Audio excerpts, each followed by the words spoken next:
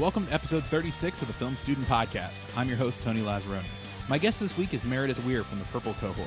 We talk about her dislike of watching movies in class, her background as a scientist, and the impact it has on her writing.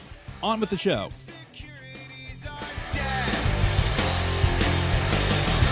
So by nature, I don't know if you know this, I'm like a science person. So I did a lot of, currently doing technical writing, but before the school I was a formulation scientist, and I was doing a lot of like improv and comedy just in Philadelphia and up in New York a little bit. And I did not have the confidence to like step away from my real like comfy job without like some concrete schooling. Like I wasn't just going to move to New York or just move to LA to try and do something. So this school to me felt like a very calculated, like, okay, the middle step that'll get you. Like, this is an established institution. Like Second City's a pretty big name. This film school seems like pretty legit. So that's why I applied. And then I got in, so I came. That next part's easy. But I had no technical experience before coming here. So like my video essay thing I had to do was just me talking to a webcam. Yeah. And like looking back now, I'm like, wow, I was really lucky to get in. Because a lot of people had some pretty intricate things. Yeah, but you're also not alone with that. Because I mean, the one thing I like is that they do curate the groups so that it's not just like a bunch of people with like my technical background and nobody that can write. Like it's a balance of people. Yeah. And sometimes you'll get somebody that's kind of like an ace in the hole and can do everything. But right. Yeah, I think I took a risk in that my like essay. I wrote my essay like a lab report, like I would have to generate for work. So I had like a abstract in the front of like what I was going to talk about, and then I created like an entire false data set about why comedy is important. And I did all this like completely fake like decibel readings and what laughter says and like all this stuff to prove that science was important. Stuff that you could completely bullshit that everybody else would be like, oh, that's very interesting. Yeah. I did say that I was bullshitted in the abstract. Yeah. In so many words, but yeah. Well, and you came in, so you were somewhat infamous in my class coming in because you were the person that came in and didn't like movies. You came to the film school and you're not a movie fan. Yeah. How did you resolve that in your in your mind? Well, I think so I was lucky enough to be chosen to be the speaker for our graduating class. Oh, yeah? I spoke at our graduation. And it wasn't until I was writing my speech that in retrospect, I was like, okay, I guess it was kind of really cool to be sitting in class with these 16 people who I grew to love and just like watch movies and hang out with them. Like, yeah. But even then, it was still just the social aspect that I reflected on and liked. I did not realize how much movie watching there would be. Not that there's like an insane amount, but like you have a 3-hour class and you watch an 1.5 or 2-hour movie.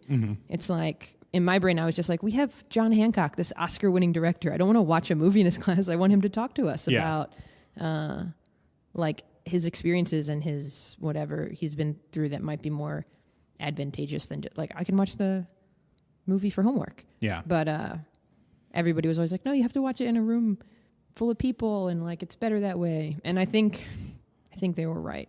It does make a difference. It's like the people that have you seen The Room? No. Okay.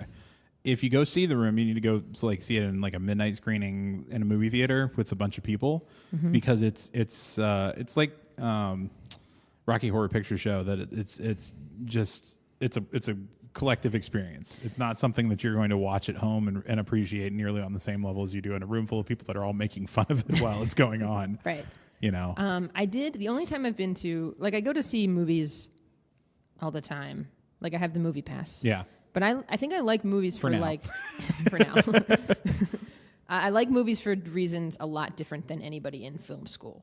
Is what I think I noticed about myself. Like how? I think I go and watch a movie because in like a movie theater because of the experience of like I'm just gonna fall into this story and just let it captivate me. And basically, I think I just like will myself. I don't even have to will myself do that. I just like let myself do that. And so I don't ever think about movies critically. Like for me, it's just to get lost into the world. Yeah. And so like pretty much every movie can make me cry. Like, because you just let I'm it just let like it take over. it can be a Lifetime movie that I'm watching on my couch, but like I'm just invested in this person's life, and suddenly I believe that they're a real person and they're going through this insane trauma, and like sure there's a magic Santa Claus or whatever. Like I can just for whatever reason my brain can like buy into it. Yeah. And then I let it like emotionally affect me. And whether it's like a comedy or a drama or something like that, like I don't know, I can do it. So then to be in film school and trying to do that and knowing the people around me are like analyzing this for like something other than just pure enjoyment was like it was a hurdle for sure. Yeah. I guess I get the same perspective. I've never walked out of a movie. There have been movies that I've looked back at and been like, that was such a waste of time. I've had movies that I've been watching at home or something like that, and something pulls me away and I just never go back to it. Like I started watching Molly's Game on a plane, and then the flight landed before the movie was over, and I just never have bothered to go follow up because I was like I wasn't super enjoying what I've got. I could never do that. I feel like I was watching on a plane some like it was the Maze Runner trilogy, I guess. I don't even know which one it was, but I got off the plane and then bought it for like $15 on Amazon so that to finish it, because it was like 2 hours of agony that I was just like thinking about it and still like trapped in this world that I didn't know the ending of. So that's dedication there. Yeah. And it kills me if I find a movie on TV that I'm into because I will watch through the commercials because I'm like afraid to skip and miss something. Do you have do you ever return to view something again, or once it's done, it's done for you? So I saw Miracle, the hockey movie, like 4 times in the movie theater. Okay. It was like, I guess it was 2004 that came out, maybe 2003 or something. And I was like in high school, and it was like the first time I was ever like running sprints and doing all this and I was just like very inspired by that movie, so I kept going back to see it. And then I saw The Heat multiple times. Okay, the Melissa McCarthy, that one, Sandra Bullock, yeah, because I just thought it was very funny. Okay.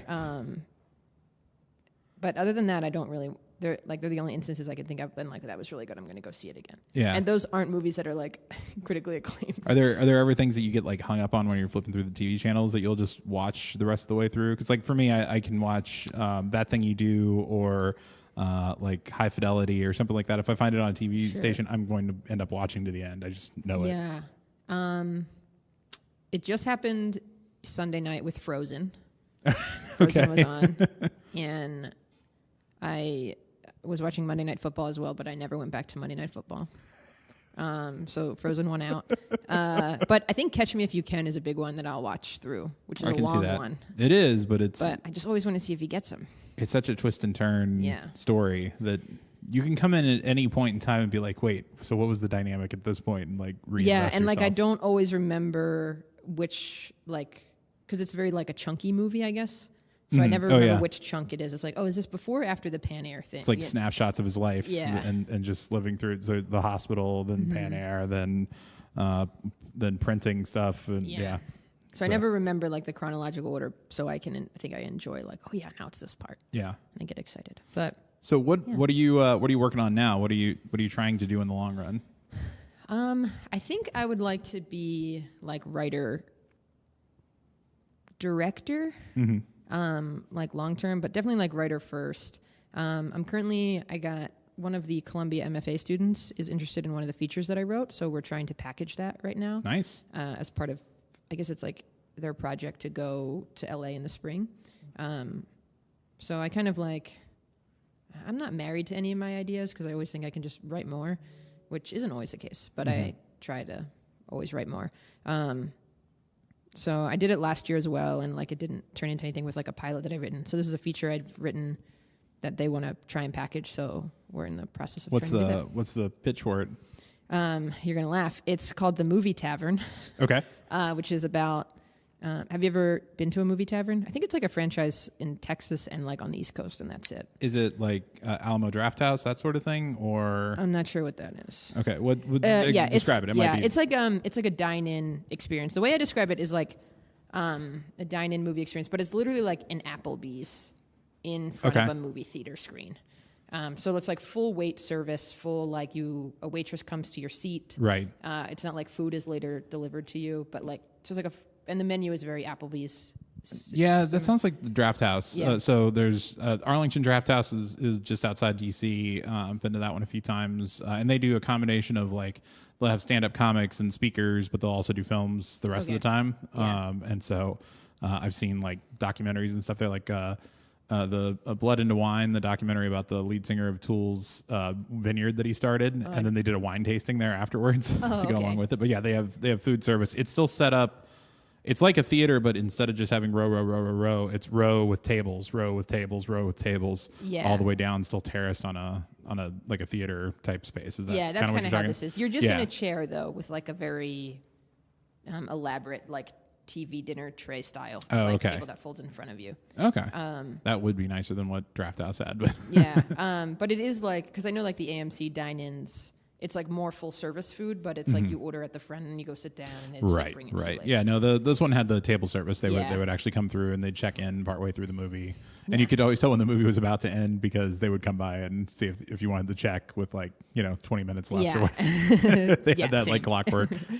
So this movie is about, I guess it's like set in 1998 and it's the start of the Movie Tavern franchise, how this like... Oh, okay. But it's not at all based on a true story. In my brain, it's like the Fargo based on a true story style thing. Okay.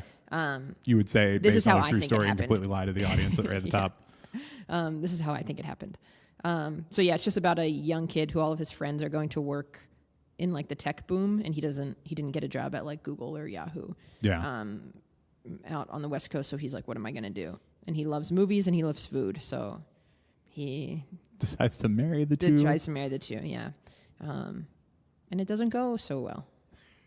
He struggles. Yeah, it's not like a booming business. It's doing okay. Yeah. But yeah, the first one, does it save the movie theater? Does it not? Who knows? Coming the summer of 2030. I feel like that's one that you almost have to see if they'll open it in those businesses first. Oh my gosh. When you do a release, like... Yeah. Do you want to be the producer? Because I feel like you know how to market it already. I'm still working on that stuff. I'm trying to figure out fundraising for my term 3. Oh yeah. Because every time I go back to it and like reread it and look through, I'm like, oh, I need this piece of equipment, or oh, I need this, location, or oh, it's just never ending. When I did my final film, my apartment building had like a little convenience store in the, so I used that, which was really nice. But I spent like all my money was out of pocket, and I was like, that was stupid. Yeah. It was like, not only was I paying for school and like living expenses, but I was like, oh, this was a bigger undertaking than I expected it to be. And that was with like borrowing the schools. Like I didn't even pay for equipment. So I can't imagine people going like Elvira for Dingus Wishes, like had an insane. Do you know what her budget was on that one? I don't. I have no idea. Okay. I know that she ended up having some left over, which is why she was able to apply to a lot of to festivals with it. Yeah. And that's what I'm trying to do with mine. Like I built it so that 20% of what I'm raising is specifically just for festival submissions, and not even that I'm planning on spending all that on the submissions, but I want to spend about half of that, and then the rest is for like an airline ticket. Like if I did get into a big one, to be able to fly out and be there for it. Yeah, that's such a big thing that like you forget about. Yeah. It's like going to the place. It's like, oh, once you get into a festival, they expect you to be there. Oh, crap. Mine got into a couple little festivals like here and there that I was just like, ooh, I shouldn't. And I think I applied to them because they were free. Yeah. But like, I'm like, oh, I'm not going to be able to make it there. Yeah. And not only that, but it's just like, do I want to go to like Plainfield, Iowa? It's like, I don't know. That was a made up location because I didn't want to out the real location. There might be a Plainfield, Iowa. Yeah. And you might have outed. There's somebody in Plainfield, Iowa that's going to listen to this and be like, I was putting together a film festival. Now nobody's going to come because they think that the artists don't show up. Yeah. So you just ruined Plainfield, Iowa for people. Shoot. Sorry. Womp womp. Oh well. What's the long-term goal with this? Like, what do you want to do now that you've seen the program, you've seen everything that's out there and possible, where are you trying to go with it? Yeah, so this is actually a really hard question for me because I still work in pharma and I love what I do in pharma. Like I really love my company that I work for. I love my job, like my day-to-day job. Right now I'm like a technical writer, which is really nice. So I can do that remotely and like have time to work on other stuff. Like I'm also right now working on Jack Newell's film Monuments. Okay. Which is pretty cool to get like that experience. But, so I think I would just like my dream job is to like just write screenplays and then have someone buy them from me. Yeah. For like, I don't know, 80,000 per screenplay. Yeah. That'd be nice. So actually I watch Survivor. It's like probably my favorite TV show. Oh, really? Yeah. And right now I'm drawing a blank on the guy's name, but the writer for School of Rock is like one of the contestants. Mike White. Yeah. Yep. And I guess he was also on The Amazing Race.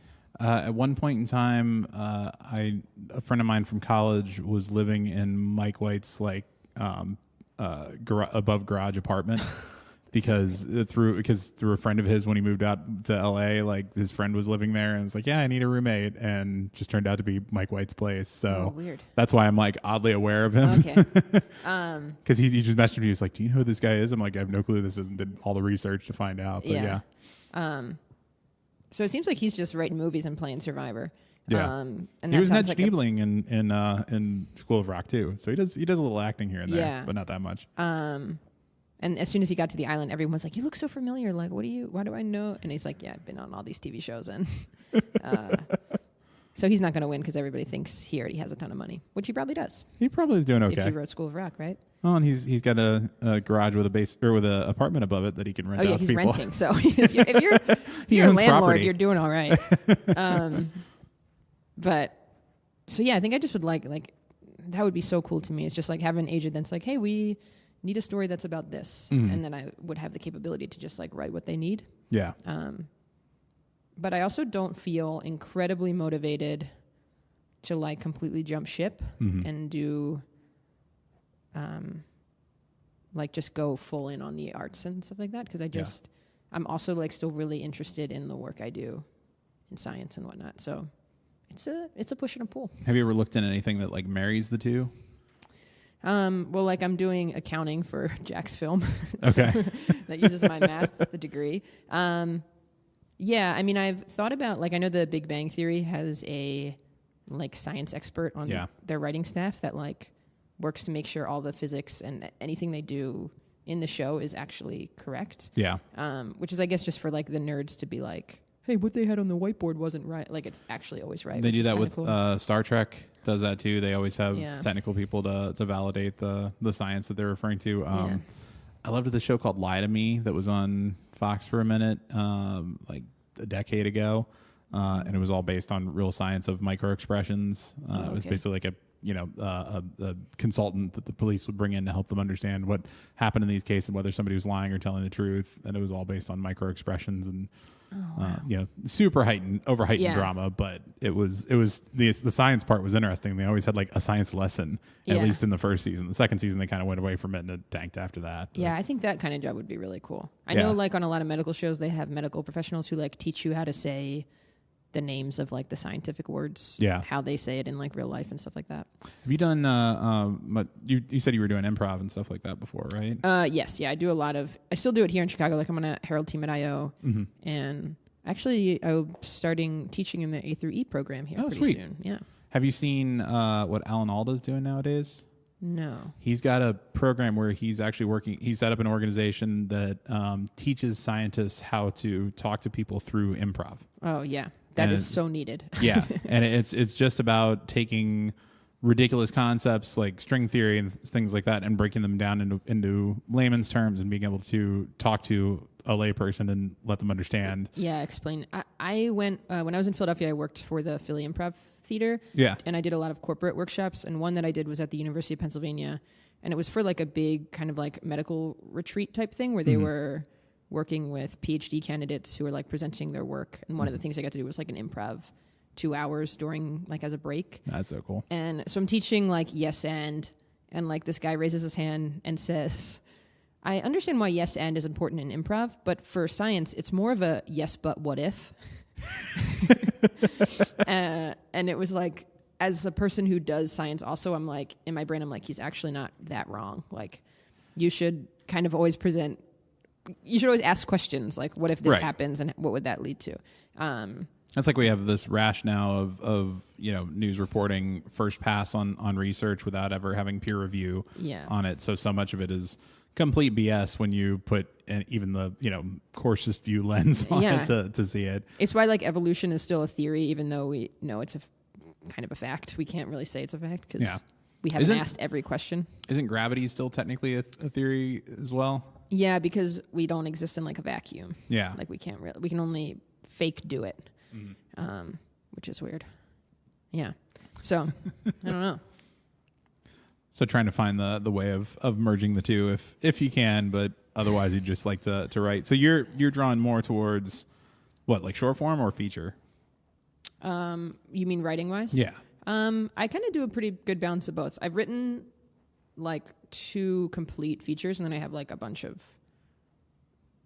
like, I don't know, first drafts Pilot of scripts. stuff or like First drafts of features. But then, and I also have like 2 or 3 pilots, and I've done a couple specs for like spec scripts off of existing TV shows. And is this what you're doing while you were here, or is this stuff that you'd done prior to coming into?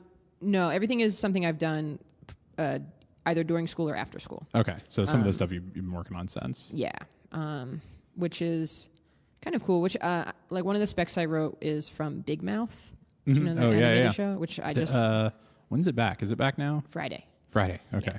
Yeah. I will download some episodes for my flight back. Yeah. And that's cool because it's a lot about like the body.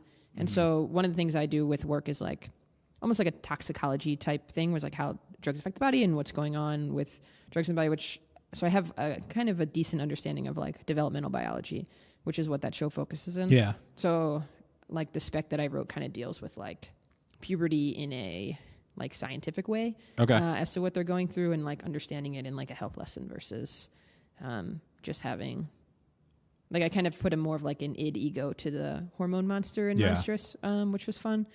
So I always try and like work it in to my scripts in some capacity. Yeah. Just because. Is that a theme that you've got through the stuff that you've written? Is that there's a scientist or a scientific angle on it? Yeah, like a feature that I wrote is about a teacher who used to work for NASA, who decides to become a teacher. And it's kind of was unintentional until somebody pointed it out to me. Was like, you don't always have to write about science things. And I was like, I don't. And then I was like, I do. I think everybody has that moment of realization. One of my classmates today was reading through a sketch that she wrote for Dick Blasucci's workshop. And the very first thing, like she opens it and it's a phone call between an actress and her agent walking along the streets. I'm like, I've seen you use that opening like 8 times in other things over the course of the program. It's incredible how much you'll kind of go to your home base. It is a thing of like, write what you know. Yeah. I think that's actually really true. Maybe I luck out in that what I know is not also film and like it's unique, dependent. Yeah. And I think I try to use it to my advantage. Like one thing I've always said is that I have like confidence in my ability in like the film world, just because the stakes and like pressure feels so high in like science. Yeah. Like when you talk about paying attention to detail on a set, it's like if I don't, get this phone number right and order this pizza, it's like a bunch of adults are not going to eat for an extra hour or 2. Yeah. It's like if I mess up in the lab, somebody's medicine is going to be a week delayed, which is significantly more impactful to their life than like life-threatening getting dinner. So I think like the pressure of, I've never felt panicked in like the film world since being in it. Like on my final, I was like, everything feels, I guess because I just keep comparing it to like science and pharma development and drug development, like the timelines and pressures of all that this kind of feels like, okay, I can get through this. And it's something where it's like sports, the game slows down. Like once you start to figure out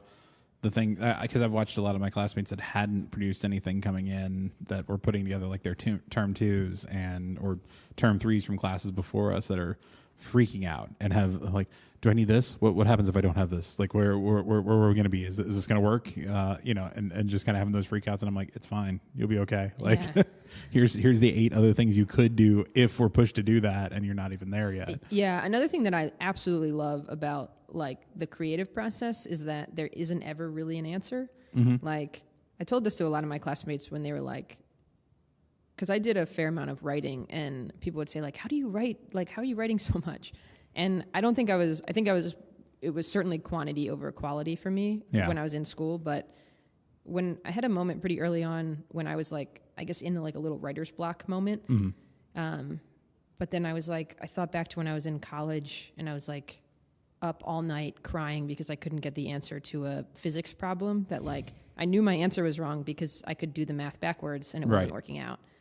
And like, I'm sitting here at my computer desk agonizing over whether my character is going to go to the mall or the movies. Like, it was like, it doesn't matter. Like, there's no answer. One. I'm just going to write whatever I think in this moment and change it later because right now the only thing that matters is the pages, like getting out your first pages because you can fix everything later. And that's I think the thing that I'm gained the most from for me in the program is just this idea of fix it later, like get through it. And that's, I've had that approach for filmmaking for the actual production process for a long time. It's like, just make a decision, you'll deal with the consequences later. But if you don't make a decision, you're dealing with them now and you never get anything done. Yeah. But when I went to go write, it was so often that I would write something and then go back and tweak and then go forward and then go back and tweak and then go forward. And I never got to the end of it. And so I'm writing this feature now, and I already know there's 30 things that I need to go back and change in it. There's stuff that's missing. There's things that I added a storyline late that didn't actually start up where it was supposed to. Yeah.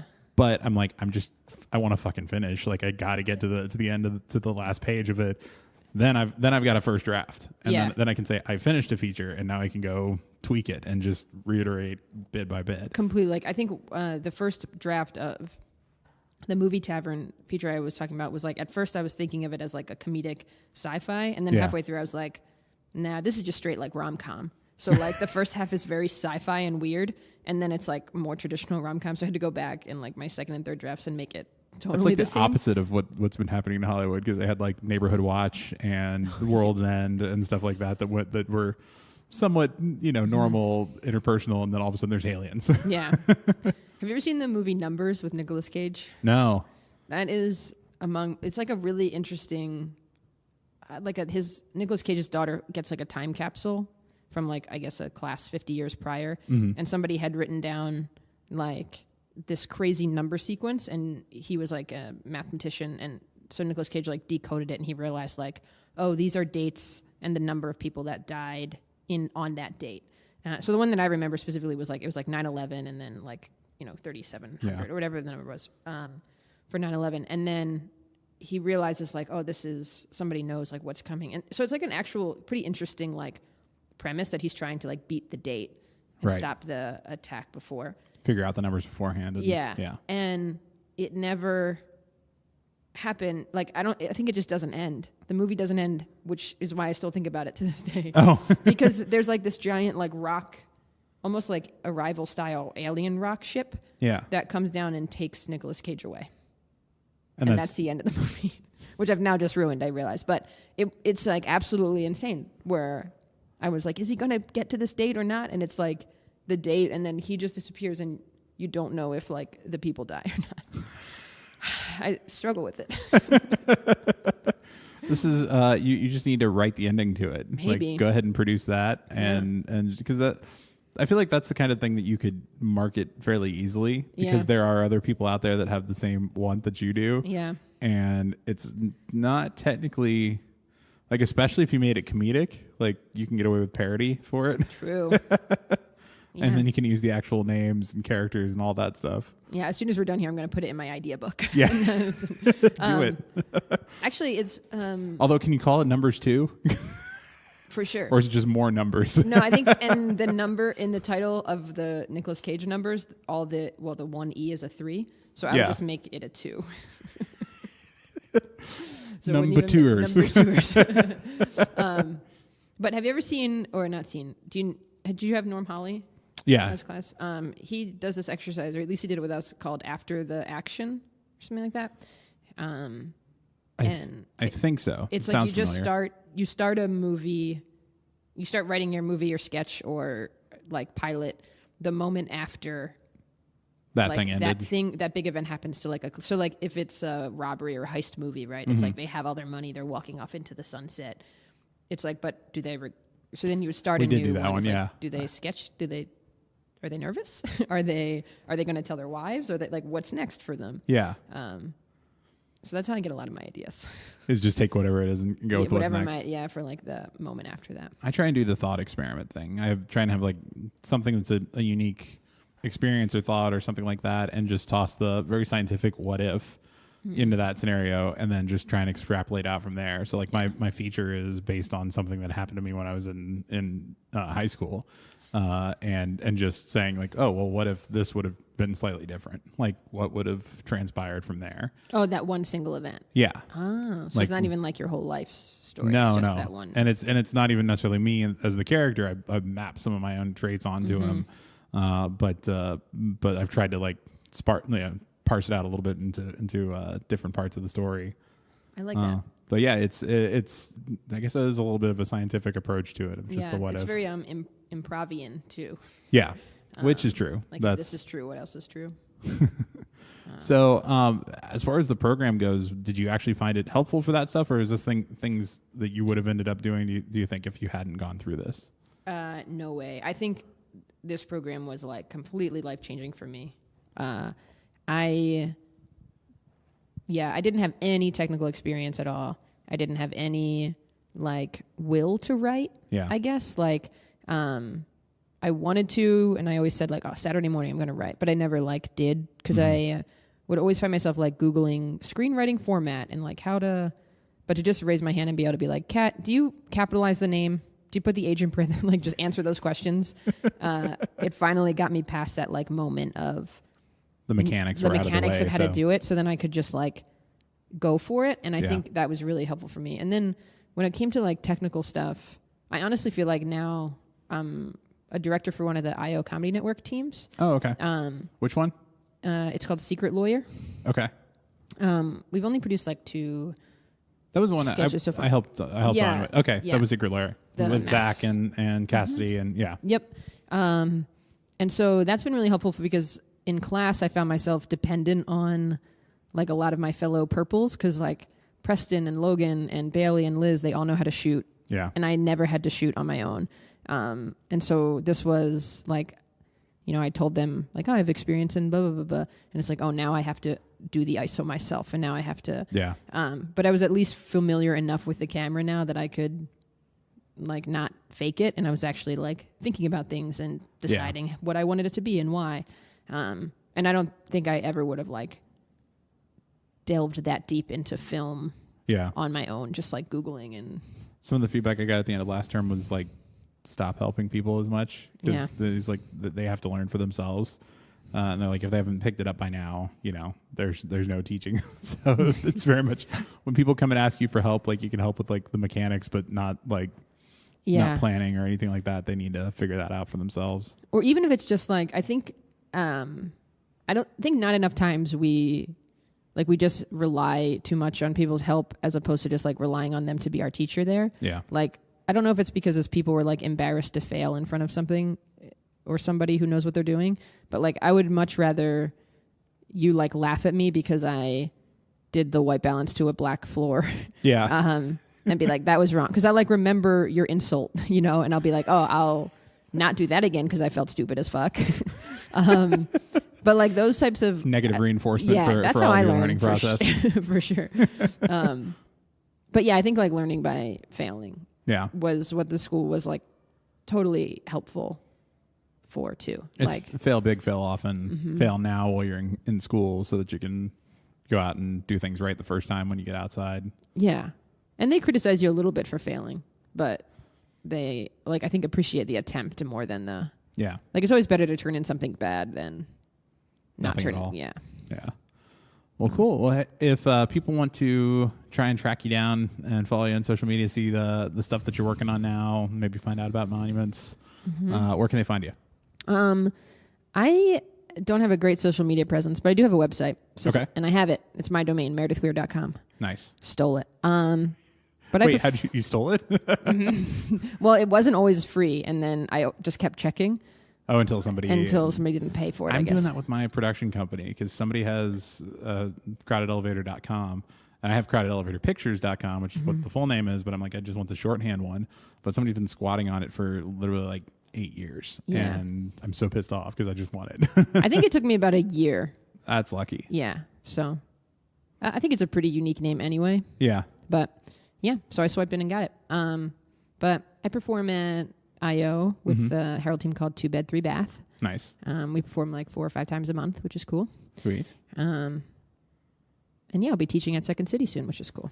So look at Meredith. Is the starting level classes or? Yeah, level A through E improv. Nice. Yeah. So look for Meredith if you would like to learn more from the scientific minded. Well, thank you so much for coming on here. Thanks for having me. Appreciate it.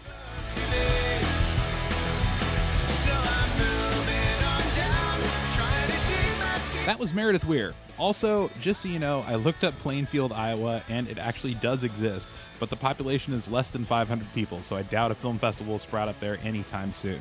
Thank you to Meredith and to the Harold Ramis Film School and the Second City staff for their help. The song on this week's episode was Tell Everyone by Derek Evry. Find more of Derek's killer music on derekevry.com. That's DerekEvry. This show is recorded and edited by me, Tony Lazzeroni. If you want to hear more from me and my classmates, teachers, and a few special guests, make sure to subscribe to the podcast. If you have questions or comments, send us an email at filmstudentpod@gmail.com or find us on Twitter and Instagram at filmstudentpod. And be sure to check out some of my and my classmates' work at filmstudentpod.com, where you can also find links to all of our past episodes. See you all next week. Class dismissed.